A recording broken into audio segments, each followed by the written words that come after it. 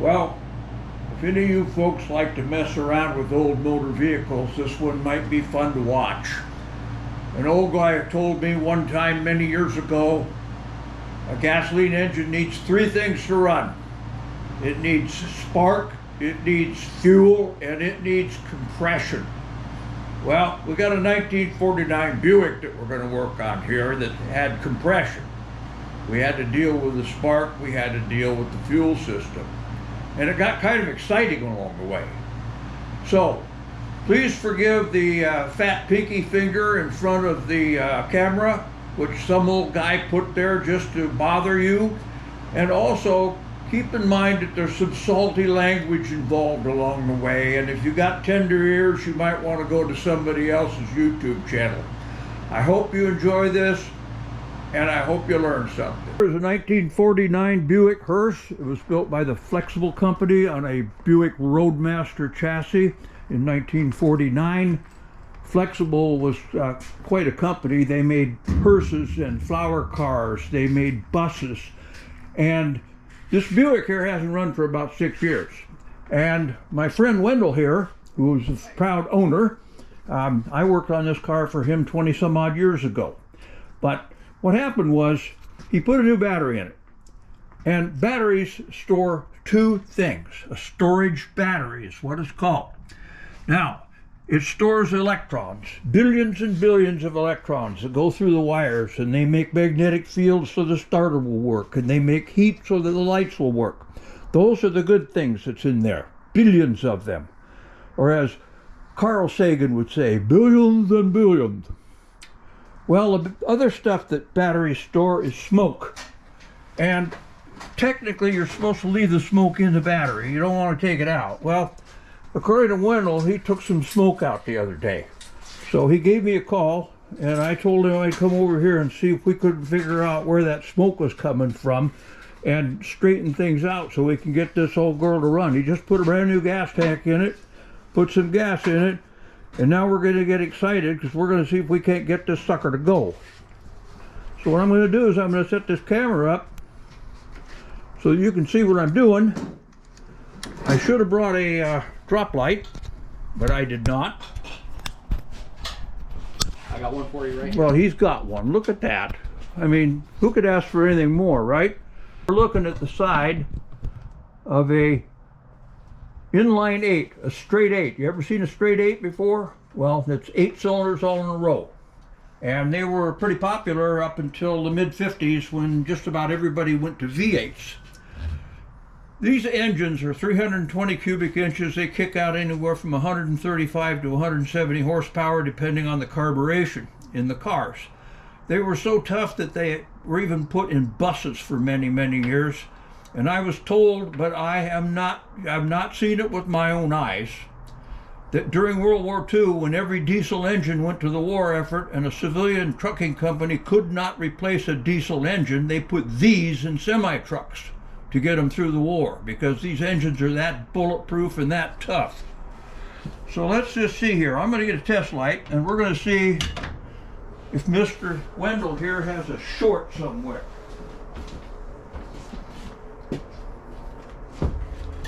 We'll hook it to a nice ground, like that.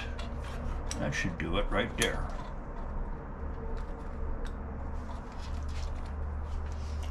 Okay, now we're going to just connect it from here. The battery cable. This is a really good test light that I got at Harbor Freight. Harbor Freight is known for their cheap shit, but actually it seems to be a pretty damn good test light. Okay, he does not have a short. Nothing is on right now. So if you'll go turn on the ignition switch, I would like to see if I get fire here. And maybe this battery's dead or not. I don't know. Could be. Uh-oh. I don't like the looks of this, sir. Yeah? Okay, now I got some juice in that battery, but it's not much. Really? Well, no, it should be, though, because it's a 6-volt. Turn on the headlights, would you please? Alright. There. Okay. All right, turn them off. We do now. Is the ignition still on? Ignition still on. Please turn it off. Ignition is on. Okay, we do not have a short at this time because there's no juice leaking out of this thing. So I'm going to temporarily connect the negative cable to the battery, and I'm going to ask you to go turn on the headlights again. Let's see if they work. Okay. Yep, they work. Okay. Okay, now why don't you be a fine fellow? I'll be ready to pull this cable off, Okay. but you go ahead and hit the starter. Okay. I have the ignition off. I'm sorry. Ignition is now on. That's good. Okay. So I think we're in very good shape so far. Now we got to see if we got any spark, because this old girl has been sitting a long time, and there's a very good chance those points are. You want me to turn off the? No, turn on the ignition and crank in a minute. Okay. Crank it. Yeah. All right. Hold it. Okay, I'm going to try this a little closer. I'm going to see if my movie fans can figure out what I'm doing here.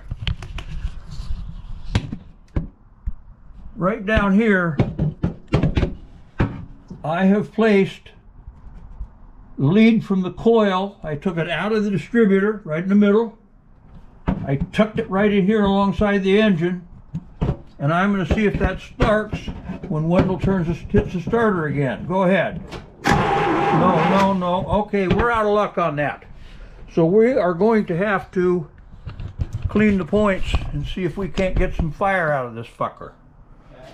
Turn it off. Yeah, turn it off, please. Ignition's off.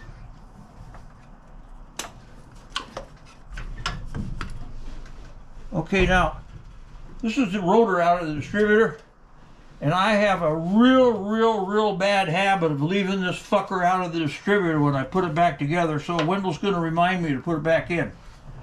I'm going to get a screwdriver and I'm going to tickle those points a little bit. I got a screwdriver for you right here. Well, yeah, I'm going to have to get some emery cloth too. All right. See if I got any in my butter. See if we got any juice to the points.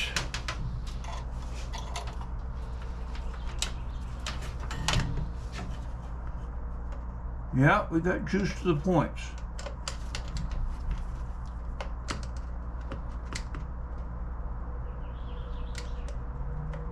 We're not getting any there. See, I got a spark. Mm-hmm. All right, turn the ignition off, please. I'm going to file these things a little bit. All right. Ignition is off.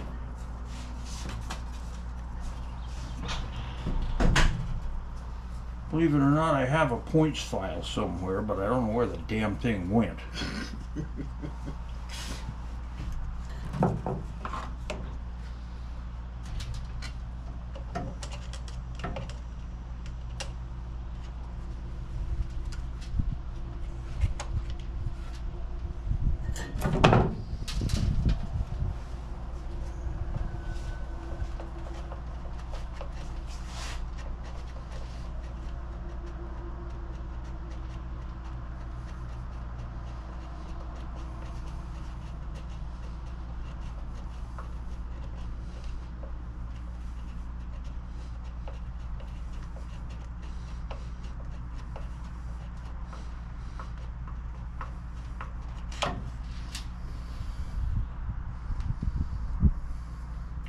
I'm going to get a rag so I can clean that, because emery cloth is conductor and you don't want much of it in there.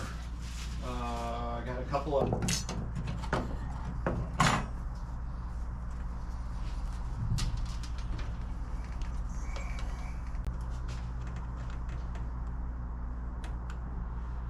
Okay, we're getting some spark. It's not great. It's kind of woozy, but we are getting spark. Ow! My back's been giving me a bad time lately.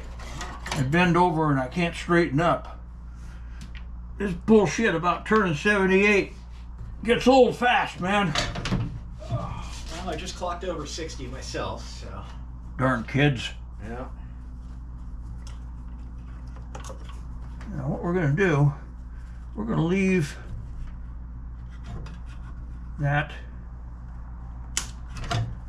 cable out of there, and we're going to have you crank this thing, and we're going to see if the thing sparks when the starter turns it. So go ahead and hit the starter again. Okay.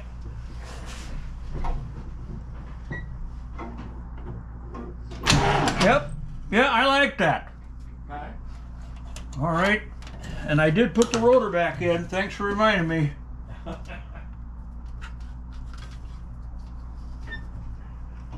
Now, do we have any gas up to this old girl? I don't see any yet, and I don't want to have to waste your battery pumping it. Do you have a can of gas? I think it all went in the... All of it went away, huh? I meant to throw in a little can, and I didn't do so. I've got some starting fluid. I can always give it some nose candy. Okay. Okay, boys and girls, we've got a little bit of fresh fuel down the intake manifold, and we're got some spark to the ignition system. We got a battery that works. There's no gas up to the carburetor yet from that new tank. That's why we had to prime it. All right, getting ready to fire.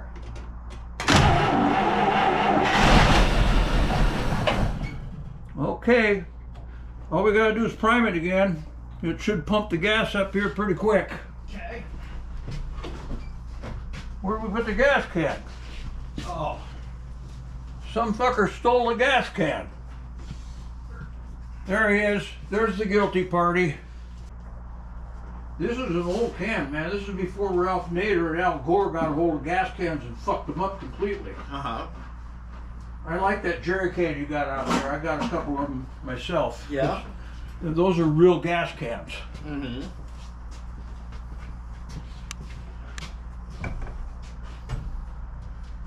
I'm going to show you what I'm doing here.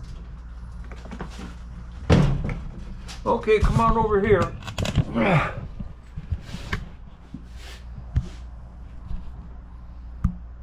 Okay, this is a carburetor. I've pulled the air cleaner up off the top of it. And what I'm doing now is I'm just pouring a little bit of gas in that thing. Little teeny bit of gas, maybe a shot glass, no more than a shot. There you go. Okay, go ahead and see if it'll start again. All right.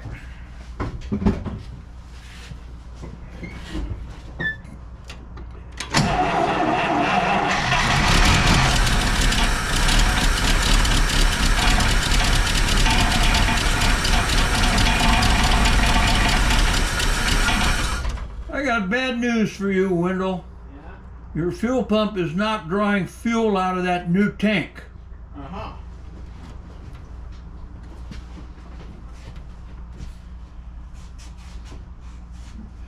Well, shit, fuck, piss. Yeah. Now we got this. One of the most vile, horrible things about these big Buick straight eights is that the fuel pump is way down in that corner. And there is a frame cross member right under it. Mm-hmm. And the fuel filter is in the bottom. And you have to work totally blind to take the bottom off that thing and clean the screen and get the old gasket out of there and put a new gasket on. It's actually easier to take the whole fucking pump off and do it on the bench. But I'm going to try a couple more tricks here. I have a vague recollection about 20 some odd years ago of you putting working around that with a new different kind of fuel pump. You said something about it, I recall. Well, if it's in your paperwork, I may have put a fuel pump on it, you know, a rebuilt or something. Because that does look pretty clean. Mm-hmm. That doesn't look like... Okay, what we're going to do is we're going to prime it one more time. Okay. And we're going to see, because, you know, if you got gas in that tank, you may not have enough gas in the tank. I got 2 gallons in the tank. Yeah, well, that's a postage stamp compared to the tank. Good point. Okay. Right. What about throwing gas in the bowl, the glass bowl there? No, that won't do any good. Okay. I mean, basically we're trying to get the fuel pump to fill that bowl, and I don't even see any evidence of it doing its job. Okay, try it again.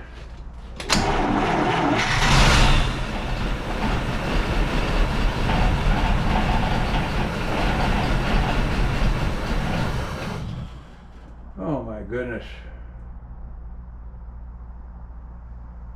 All right. Go ahead and turn the key off. Keys off? Yeah, no sense running the battery dead. I'm going to pull that fuel line off there. Okay. And see if I can feel any impulses when you crank it. Okay, just go crank it, would you? Okay.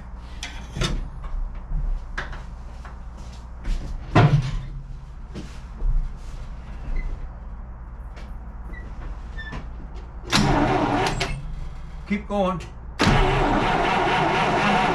No, there's no impulses coming out of here whatsoever.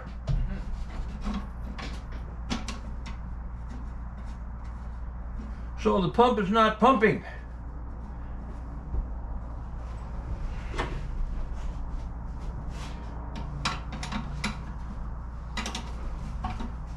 Either that or the fuel line is plugged completely somewhere, or there's a valve in it. Because normally when those things pump, they pump a little air. Okay, well I'm going to turn you kids off for a few minutes because there's no sense you doing while I'm thinking about what to do next. Okay, I'm removing this oil filter to get it out of the way of the fuel pump so I can remove the fuel pump, and I wanted to tell you something about these old Buick straight 8s with hydraulic lifters. This fitting right here, one where it goes into the cylinder head from the filter, and some of the older ones didn't have filters, but they probably had solid lifters in them. But those solid lifters and those rocker arms are supposed to get just a tiny amount of oil. If you put this little 1/8" line in there full blast right out of the engine, it would drown them. It would pour oil all over the rocker arms down onto the valve guides, and it would drink oil like a locomotive. So it's a restricted fitting. One of the reasons this filter is in here is because that restricted fitting is very easily plugged. And when that fitting gets plugged, the lifters go flat and the engine only puts out about 50 horsepower, and it'll overheat, and it won't climb a hill, won't pass a street sweeper. And I found a 50 Buick in a wrecking yard one time, and they were gonna wreck it. And I said, well, what's wrong with it? They said, well, you know, all the lifters are flat. And I said, well, I'll give you, we made a deal, $20 on a hydraulic jack. And I drove it out of there, barely made it up the hill out of the driveway from the wrecking yard. And I got about 2 blocks from the wrecking yard. I stopped. The exhaust manifold was red hot. I took this little fitting out and I blew it out and I screwed it back in, and within a mile the lifters pumped back up and that car ran like new. $20 on a hydraulic jack is all it cost me. And it's that fitting right there that will really screw up the operation of one of these big Buick straight 8s.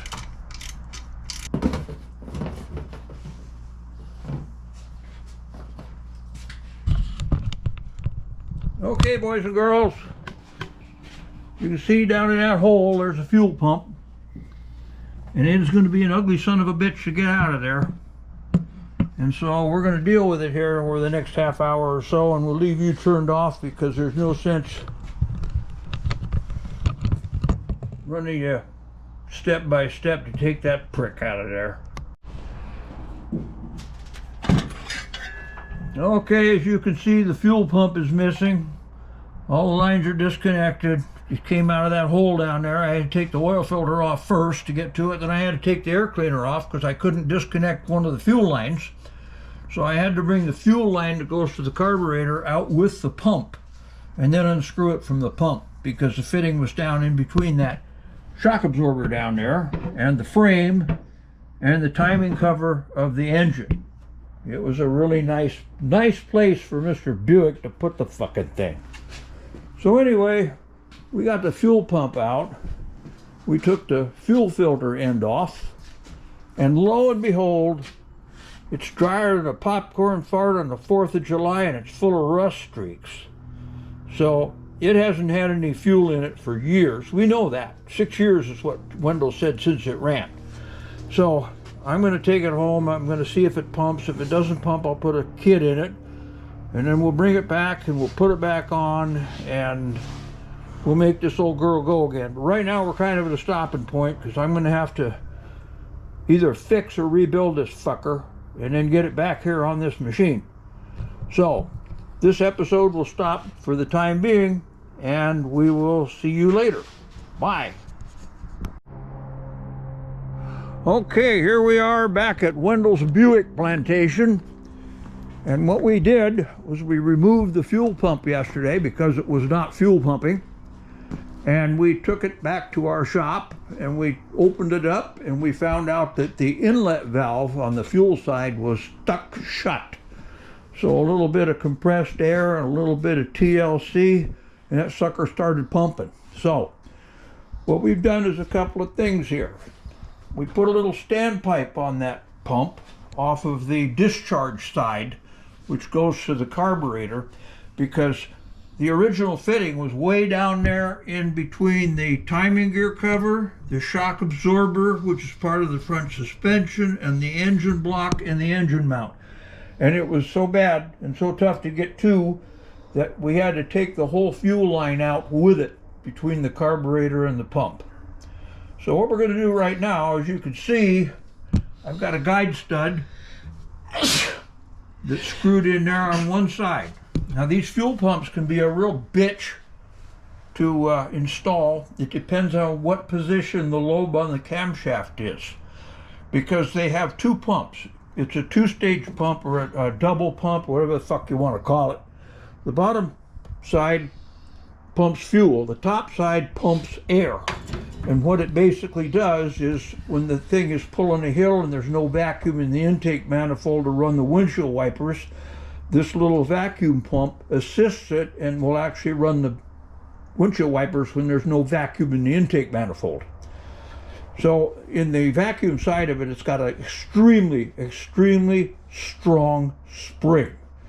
And it's almost impossible if the cam lobe is in the bottom position where it would normally push this lever down about a ½ an inch. It's impossible to install the fucker. So this wasn't bad when I took it out. I think I can put it right back on because that cam lobe is not in its lowest position. We're going to slide it over that guide stud. We're going to start one bolt in it. Once we get that spaced out, we'll remove the guide stud and we'll put the other bolt in. And we will go ahead and get this thing to pumping some gasoline.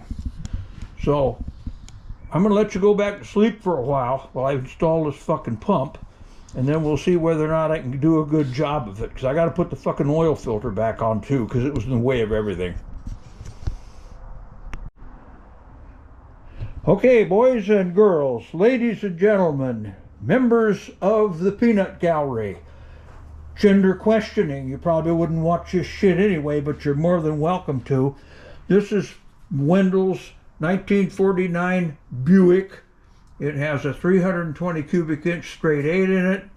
We managed to fix the fuel pump. We put all this crap back together because, as you can see, the fuel pump's way down there in the shadows, stuck between the timing cover and stuck between the shock absorber and the engine mount and the cross member.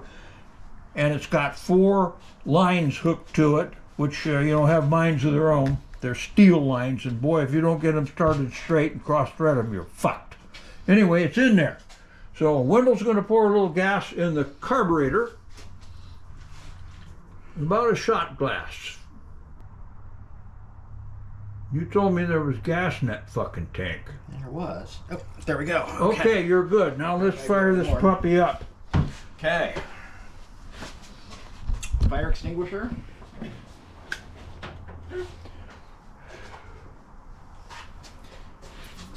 Now, I think we told you this thing's been sleeping in here for about 6 years since it ran, so it does turn over, and we had it firing yesterday on a prime, but the fuel pump would not pull fuel from the fuel tank. And that's why we ended up taking it off and cleaning it out, putting it back on there. So we'll hope the son of a bitch pumps this time.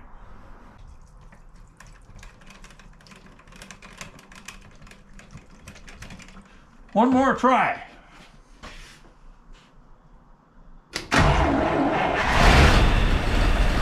Here it comes. Here comes gas. Okay, you should be good now. Just crank it.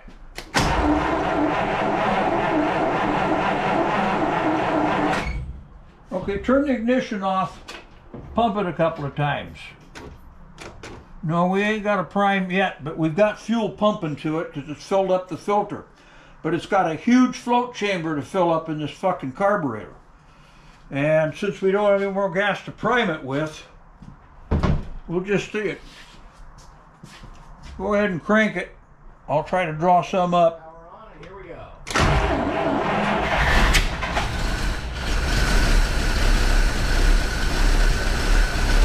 Okay, Wendell's Buick is running and its fuel pump is pumping.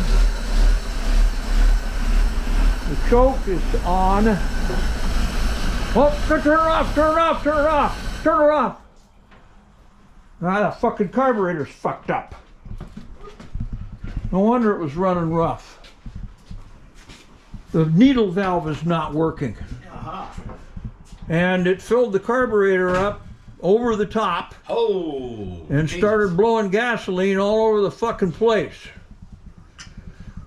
So we damn near had a disaster here. If you'd have been by yourself, you wouldn't have seen that. No, But look at all that gasoline's all over the manifold and shit. If this engine was really hot, there was a spark at the starting switch, which is on the back of the carburetor, we'd have had some fucking excitement here, boys and girls.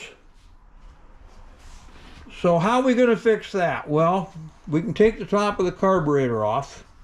The problem is we may very well destroy the gasket because it's been on there since dirt was new. But that's the only thing we're going to be able to do is to see if we can get that float unstuck. Now, just a minute. It's right under that little brass nut. Okay, let me get some tools. I'll start taking this carburetor apart from the top down, and we'll see if we can't get that needle valve to unstick.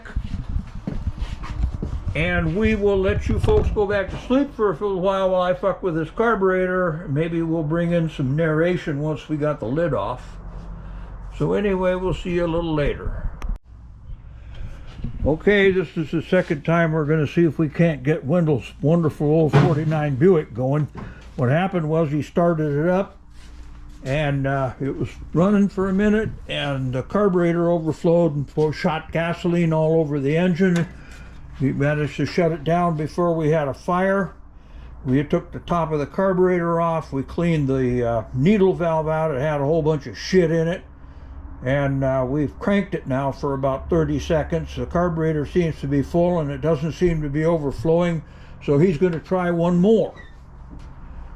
So whenever you're ready. All right, ignition is on. Here we go.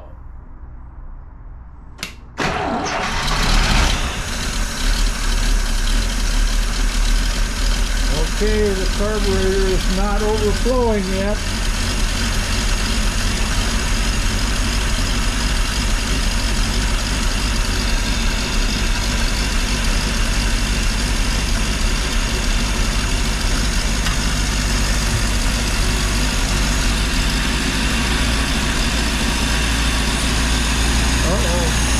Hook up the automatic choke. We can get that done while we're in there. Grab a 1/2 inch wrench here.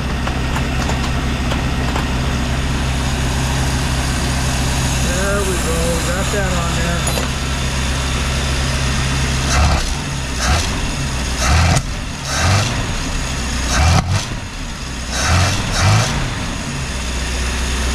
Okay, it's pretty cold, so it shouldn't be doing that once it warms up.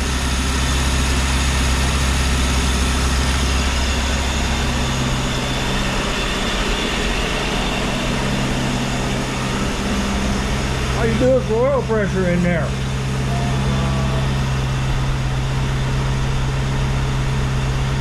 Just about N. What? Looking good. Between N and H. H is good.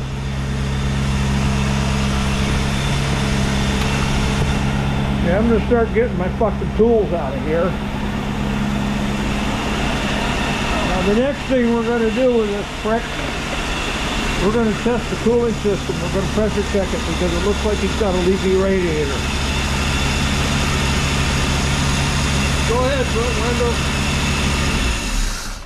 We're gonna pressure test this radiator real quick. Okay, we got Wendell's Buick to run. He's happy. It probably won't stop because the brakes were old when I worked on it 25 years ago, and they're 25 years older than they were when they were old then. And it looks like nobody's done any work on the brakes for a long time. So they are probably rusted up from sitting because glycol-based brake fluid attracts water, and eventually what happens is the wheel cylinders and the master cylinders rust. So I think that may be what he's facing next. We also found a little leak in the radiator neck that's coming out of the top tank of the radiator. It's got a little drip there. And there's probably a pinhole, a little corroded rust out or something. Maybe you can see the drip. Maybe you can't. But we got a pressure tester on there. We got 4 pounds in it. We put 5 in. We now have 4 after about a half an hour. So it's pretty tight. He doesn't have any big leaks anywhere. And unfortunately, we're not going to be road testing this car today. But the fun part is that after 6 years, it starts up and runs. So Wendell is very happy, except for the fact that he knows he's got a whole shit pot full of work to do on this thing before he can drive around very much. And I'm happy because I got to put him in the movie and his car in the movie, and it was great fun making it run. So we are going to pack our sea bag, put all of our shit away, and we are going to go have a couple of beers. Bye.